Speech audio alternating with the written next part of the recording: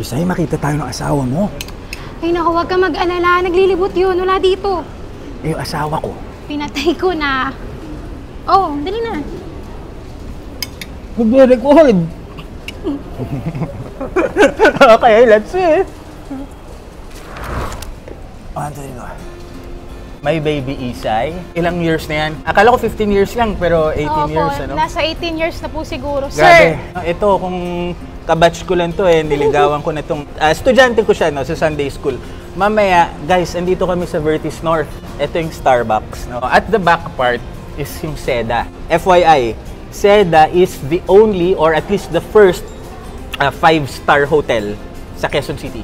No? Pag sinabing 5-star hotel, 'di ba? Iniisip natin, no, nasa Makati and usually nasa Manila. Diyan ako no? Diyan ako nakabilit Yan ang bahay ko pag andito ako no? So, kinulit ako ni Miss Isay Sabi niya, "Oy, get together naman." O yan, tama-tama kasi may attendahan kaming kasal later, no? Yes. Kakilala namin kaya ganyan siya, no? Napakaganda.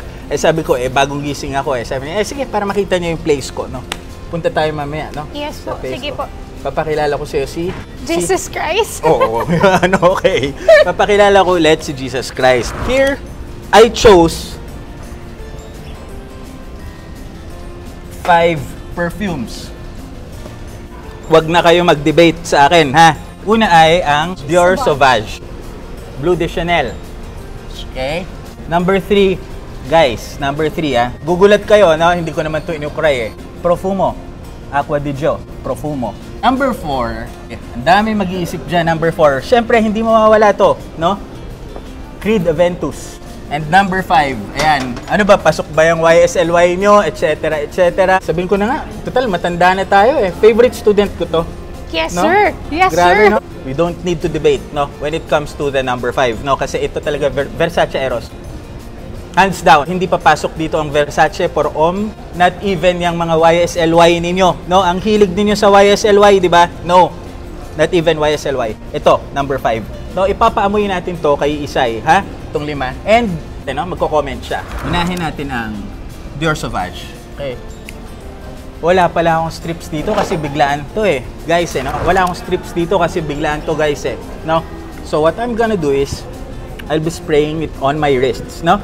Itong left wrist ko. Okay? Dior Sauvage. Okay? Dior Sauvage.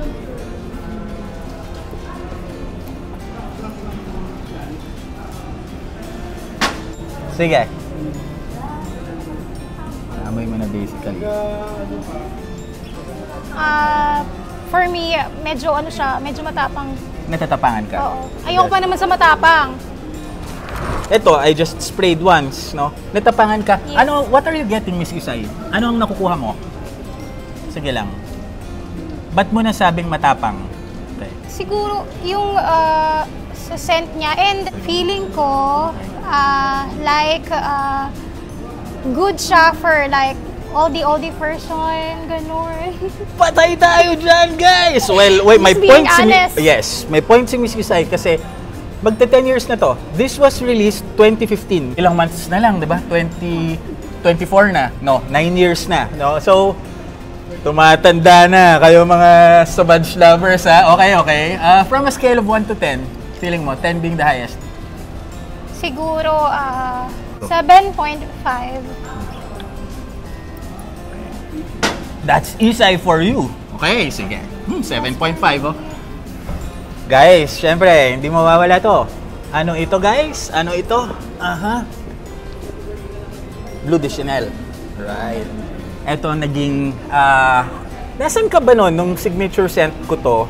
High school ka siguro nun? No? 2011, 2012. High school. High school ka nun. Oo. Nagkikita ba tayo nun? Sunday school? Apo. Sunday school. Kandong pa kita nun, ano? Yes. High school? Tama ba? Apo, ako po yung kumakanta lagi. Ikaw yung kumakanta lagi. Ito favorite student ko no? Okay, Bleu de Chanel. Okay, guys, ha? Sauvage. Please keep track kung saan ko spray. Isay, thank you. Bleu de Chanel.